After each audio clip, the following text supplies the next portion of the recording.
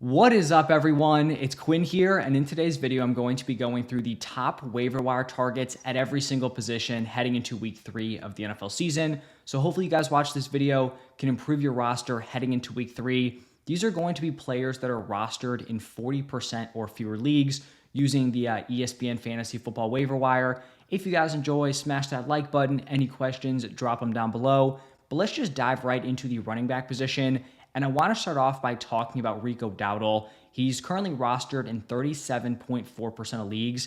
And I do just think out of all the running backs out there, he's the one dude who I don't think needs an injury to be super fantasy relevant. He actually outsnapped Ezekiel Elliott here in week 2. He ran the same number of routes. We saw that Zeke was the better fantasy option last week, but it really just came down to the fact that he got the goal line carry. So here in week 2, Dowdle 7 carries, 5 targets compared to 6 carries, 3 targets for Zeke. Dowdle is also just the more efficient option, both on the ground and through the air. So I feel like we're still in this spot where this backfield is not set in stone. I think Dowdle could definitely continue to expand on his role. And I just think it's crazy that the Cowboys running back 1 could pretty much just be like up for grabs in your league. So Rico Dowdle, someone who should be rostered in pretty much like every normal size fantasy football league. Then we have Bucky Irving, who's rostered in 29.6% of leagues. And Bucky Irving, I think, is in a good spot here. Someone who can expand on his role moving forward. This was just another really bad week of Rachaad White efficiency. He had 10 carries for 18 yards. Last week was also rough, 15 carries for 31 yards. As a rookie, he averaged 3.7 yards per carry. In year 2, he averaged 3.6. Bucky Irving wasn't amazing this past weekend. I mean, 7 carries, 22 yards, nothing special, but just another game where he was more efficient on the ground than the current running back 1 in Rachaad White. So if, Rachaad White continues to struggle a ton with his efficiency, I'm going to talk about Bucky Irving also in my buy low video. But if Rachaad White just continues to struggle as a pure runner, at some point you're going to have to limit his usage. I think Bucky Irving can expand on his role, could force a committee, or maybe he just straight up takes over this backfield. Because if Bucky Irving's the better runner, he's also a really solid pass catcher. It's not like he's not able to fill in that role. I think the one, separator here is just like the size of Rachaad White, just a much bigger back than Bucky Irving. But I do think he's someone who could be playable week to week. And I think he can continue to improve on his role here. Then moving over to someone who had a monster week 2 here, Braylon Allen, rostered in 7.4% of leagues. He had 7 carries for 33 yards and a touchdown. Then he also had 2 receptions for 23 yards and a receiving touchdown.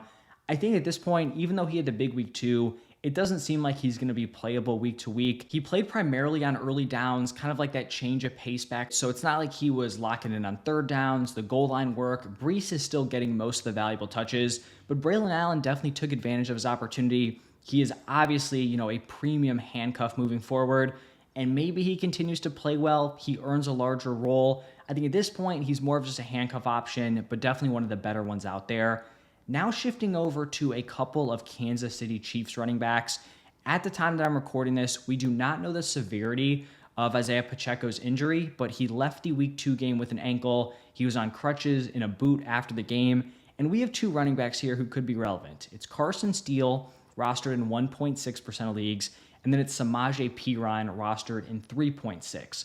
So I feel like if Pacheco misses time, I don't think one of these running backs is going to step in and dominate the usage in the same way that Pacheco has. I definitely be expecting a committee. It's just, which guy is going to be more valuable here. For Carson Steele, I think he's definitely going to get more of the early down work, the goal line opportunities, Samaje Perine, more of the third downs. I feel like the split's probably going to be somewhat similar to what we saw either last year or 2 years ago, where you had Isaiah Pacheco as the early down grinder. But then you had Jerick McKinnon, who had some touchdown upside, was a nice option down the stretch. I think it was 2 years ago. That would be Samaje Perine. The Isaiah Pacheco role would be more that Carson Steele spot. I do think CEH could be back in week 5. If this is a long-term injury for Isaiah Pacheco, then that kind of complicates things. But for Carson Steele, he was getting great reports out of camp. I know he lost a fumble, but they still went back to him later on in that game. So I'd probably favor him as the more interesting option, just based on the touchdown upside.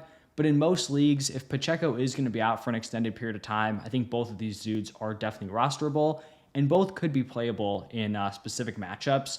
Now, shifting over to more of the handcuff tier of running back, still players that can be very, very valuable, as we've seen with a guy like Jordan Mason, who I talked about in last week's video. But we have Ray Davis here, who's rostered in 11.5% of leagues. The James Cook handcuff. James Cook coming off a monster game, but Ray Davis has looked good in his limited opportunities. We had Marshawn Lloyd rostered in 17.9% of leagues. He made his debut in week 2. Didn't do anything crazy. Josh Jacobs dominated the touches. For Lloyd, you're just kind of hoping that he can work through that injury, kind of regain his spot here as the running back 2 ahead of Emmanuel Wilson. So at like the very least, he's a nice handcuff option. I was thinking before he was banged up, throughout training camp into the season, that maybe he could push for some sort of split here with Josh Jacobs. But Jacobs has looked solid. They've force-fed him through 2 weeks. I think expecting him to push for a committee here is probably overly optimistic, especially at least in like the first half of the season. So I think he's more of a handcuff, but still could be very valuable, especially if they're just going to continue to give, Josh Jacobs an insane amount of work. Then we have Tank Bigsby, who's rostered in 15.3% of leagues. He had a really impressive week 1. Then he left week 2, unfortunately, with a shoulder injury very early on. And one thing that wasn't great was that Tank Bigsby looked really solid last week, had 12 carries, the same number of carries as Travis Etienne. But then here with Tank Bigsby out, we saw Dearness Johnson still play a decent role. So it seemed like Tank might have been getting in there just because that's what they want to do. Like they want to mix it up with 2 running backs. It might not necessarily have been like, a positive on Tank as a player that they really wanted to get him out there because we saw Dearness Johnson get some run also. I think at this point, I would still consider him the Travis Etienne handcuff as long as he is not slated to miss, an extended period of time. Another handcuff here, Antonio Gibson, rostered in 32.3% of leagues. Solid fantasy day. Maybe people are going to take that and think he's more than a handcuff. I don't think so. Ramondre still the clear-cut running back 1, and Antonio Gibson's getting like all the least valuable touches. He made the most of them this past weekend, but in terms of someone you could ever play, you wouldn't be playing him unless Ramondre went down. Then I guess a very, very deep sleeper. We have Sione Vaki, rostered in 0.1% of leagues for the Lions here. And I kind of talked about how Jalen Wright is like this double-headed handcuff, where if Achane or Mostert go down, Jalen Wright could step in. I think Sione Vaki has that sneaky kind of upside here, where he was a day 3 pick for the Lions. He swapped between, I think it was safety and running back in college. The Lions drafted him to be their running back. He's kind of raw, but he is their current running back 3. He's active on game day, operating as the number 3 option. So I think if Gibbs or Montgomery were to go down, Sione Vaki could come in, see decent usage. I think probably more so if Montgomery went down, because I don't think under any circumstances they want to use Jahmyr Gibbs as the workhorse.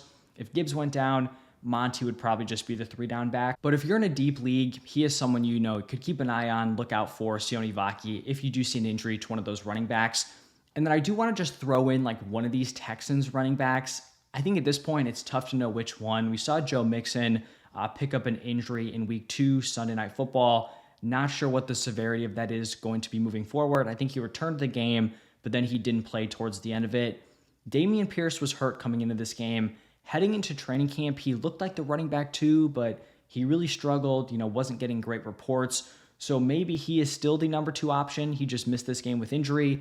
You have Cam Akers, who, stepped in replace of Joe Mixon, but then he had a very costly fumble, so who knows, where he's at moving forward. And then you have Dare Ogunbowale, who came in, saw some opportunities. So at this point, without knowing the severity of Mixon's injury, without knowing some of these other things, it seems like a toss-up at this point for who would be the option moving forward. So probably just one of these circumstances where we wait to get more info. Now, pivoting over to the wide receiver position, I'm going to be honest here. I didn't really think I'd ever be talking about Quentin Johnston again as a fantasy option. Rostered in 6.9% of leagues, and coming off, I'd have to say, his best game of his NFL career, 5 receptions for 51 yards, 2 touchdowns. He was the clear wide receiver 1 in routes. On the season, he has 32% of the Chargers' receiving yards. He has a 24% target share. It is not often where you have, a solid prospect, round 1 wide receiver, face plant in year 1, just be completely miserable, and then bounce back and be a solid fantasy option. But who knows? Quentin Johnston could be an outlier here. Very impressive week 2. Definitely worth at least a speculative ad. I'm not throwing him into my lineup in week 3, but he was obviously, viewed as a talented player at one point just a year ago. Maybe he's putting it together a year later. Someone you should definitely look to add. just for the upside here attached to Justin Herbert. Then these next two wide receivers are both going to be from the Packers. We have Romeo Doubs, rostered in 30.2% of leagues. He led all the Packers wide receivers in routes, had a 94% route participation. Decent day, 3 receptions, 62 yards, especially when you consider the lack of passing volume for this Packers team without Jordan Love. I do think he's someone who's playable once Jordan Love is healthy. It seems like the jury's still out a little bit on this wide receiver room. I'd obviously lean towards Jaden Reed being the top option, but Romeo Doubs could definitely be the number 2. And in, kind of a committee here at the wide receiver position, definitely someone who could slide in as like your flex option, wide receiver 2 or 3, if there are bye weeks, injuries, stuff like that. And then the other guy, Dontavian Wicks, rostered in 12.8% of leagues. He's still the clear wide receiver 4 when it comes to routes, but he caught 3 passes for 26 yards and a touchdown. One of like the only wide receiver handcuffs where if any of those top 3 go down, whether it's Doubs, Reed, or Watson, Dontavian Wicks could step into a much larger role and be productive for fantasy. Now looking at these Rams wide receivers, I have Demarcus Robinson here as the top option, rostered in 33.6% of leagues. And the Rams have just been hit very, very hard with injury, especially at the wide receiver position with their 1-2 punch. You have Puka Nacua on IR, Cooper Kupp left with injury. And we saw that when Cooper Kupp left, Jordan Whittington, who is a rookie this year, he stepped right into the Cooper Kupp role. I don't think, he missed any snaps, any routes. He just locked right into Cooper Kupp snaps. You then had Tyler Johnson in the second half, splitting some snaps with Tutu Atwell, but he was still the clear top option.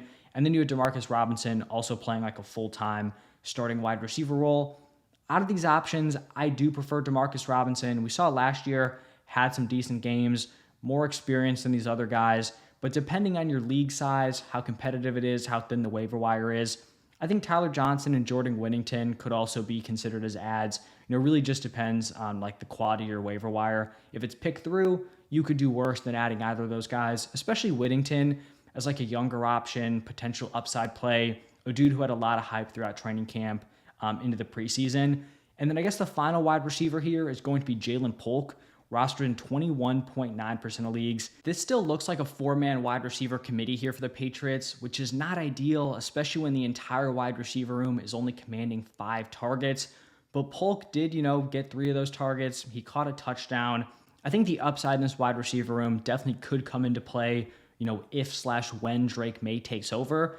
I do think it's interesting because this Patriots team is at least decent, right? And I think with better quarterback play, they could be interesting moving forward. So if Drake May comes in, could upgrade these wide receivers. Jalen Polk, the young, highest picked dude of these guys, could become relevant. And then I guess a couple of honorable mentions here. I think a lot of people probably want me to talk about Alec Pierce. And in terms of like having strong back-to-back performances, it's definitely worth talking about him here. I just really struggle to see Alec Pierce like putting up these numbers consistently, replicating these games. We've seen back-to-back dud games from Michael Pittman. I was very low on Pittman, but I didn't think he'd be this bad. He's still a talented player. He should bounce back. You have A.D. Mitchell, whose numbers haven't been great. Some opportunities have been out there. And then you have Josh Downs, who's been out. So I know Alec Pierce is playing a different role. He's like that deep threat. His skill set does align well with Anthony Richardson here. I just view Alec Pierce as a player where I don't think I'm ever going to feel confident throwing into my lineup. At least some of these dudes, like you see the upside. Quentin Johnston could be the wide receiver 1 here for the Chargers. Dobbs on a good offense, like top 2 wide receiver. Wicks could be that with an injury. Demarcus Robinson could be the wide receiver 1 here. Like maybe you make the pitch that Alec Pierce could be the wide receiver 1, but personally, I'm not buying it. So I'm not super interested in him. But if you need someone like directly for this week, you want to ride the hot hand, I get it. And then I guess also honorable mentions to the Cowboys wide receivers, Jalen Tolbert and Brandon Cooks. Tolbert actually led the Cowboys in routes and targets, 89% route participation, 6 receptions for 82 yards. Maybe a breakout game or, maybe just kind of random variance where he's all right. Brandon Cooks has been considered the wide receiver 2, but the production has been pretty underwhelming from that spot. Now, looking at the quarterback position, I want to start off here by talking about Justin Fields. He's rostered in 32% of leagues. We had another Steelers W, but not really a great fantasy day out of Justin Fields. It's kind of like 2 of those where he's getting the win. He's playing well enough, but not necessarily delivering for fantasy. I think the current issue for Justin Fields here is that the Steelers defense has been so dominant through the first couple of weeks that they're able to be just like ultra conservative on offense. We saw it week 1 against the Falcons. We saw it here in week 2 against the Broncos. So I think in better matchups where maybe they're trailing or they at least have to put up points, to win the game, I think Fields can be better. Through 2 weeks, he has 22 rush attempts. That's just naturally going to lead to better production moving forward. And I feel like we're in the spot here where Fields has played well enough to retain that job. I think he obviously has more fantasy upside than Russell Wilson. So fantasy-wise, even though the first 2 weeks haven't been great, I still think he's someone you should, keep on your roster if you're desperate at the quarterback position and could be a nice option moving forward. Then we have Geno Smith, who's rostered in 16.3% of leagues. This is back-to-back 17-point fantasy games for Geno. 300 yards. We finally saw this offense kind of get unlocked here. Huge game from DK Metcalf, huge game from JSN. Good to see moving forward. Hopefully he can keep it rolling. And then we have Derek Carr, who's got to be like the shocker of the year so far, at least the Saints team in general. Rostered in under 10% of leagues. The Saints went out week 1, put up 47 points against the Panthers. And you could, make the argument, it's the Panthers, whatever, blowout game. It's a terrible defense, terrible team. But then they follow it up with a 44-piece on the Dallas Cowboys. Carr has had 21 fantasy points in back-to-back weeks. He's gone for those back-to-back 21-pointers, and he has not even combined for 40 total pass attempts between those 2 games. It's crazy. This offense doesn't look like a fluke. I think they play the Eagles next week. At this point, he has to be someone who's considered playable, and he might even be better when they're not so completely dominant. Because if he's throwing I think it was 16 and 23 total pass attempts, if he can up that volume, he could be an even better fantasy option. Now, looking at the tight end position, not going to lie, it is, slim pickings at the tight end position on the waiver wire. I think there's one playable option, and he's a pretty solid option. It's Hunter Henry, rostered in 10% of leagues, hit a monster week 2, 12 targets, 8 receptions, 109 receiving yards. He looked like the clear-cut Patriots' #1 weapon. With Jacoby Brissett, he is not driving the ball down the field. They're using that committee at wide receiver. Hunter Henry definitely seems like the best option moving forward and really like the only guy who seems playable out of guys who would be on waivers. And then looking at some of the best defenses here, some of the best streaming options for week 3, we have the Raiders rostered in 4.1% of leagues, picking up a huge win against the Ravens, but they're going up against the Panthers. That's just going to be the game you want to target every single week. Whoever the Panthers are playing, that's the defense you want to play. It worked week 1. It worked week 2. Hopefully it works here week 3 with the Raiders. Then we have the Buccaneers rostered in 3.1% of leagues. Also a good idea. Target that Broncos offense. Bucs defense didn't look too bad against the Lions, so I'd like that one.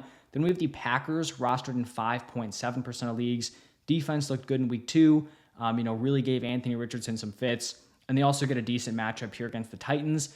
Then we have the Bengals rostered in 31.6% of leagues.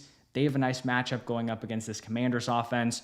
And then wrapping it up here with the Bills rostered in 15.2% of leagues. Don't think it's as great of a matchup. They're going up against the Jaguars. Jags look a little out of sync. Bills defense coming off a solid game here. So those are going to be my streaming options. And that is going to wrap it up for the top waiver wire targets heading into week 3. If you guys enjoy, hit that like button, subscribe. Any fantasy questions, drop them down below. But thank you all for stopping by, and I will see you in the next one.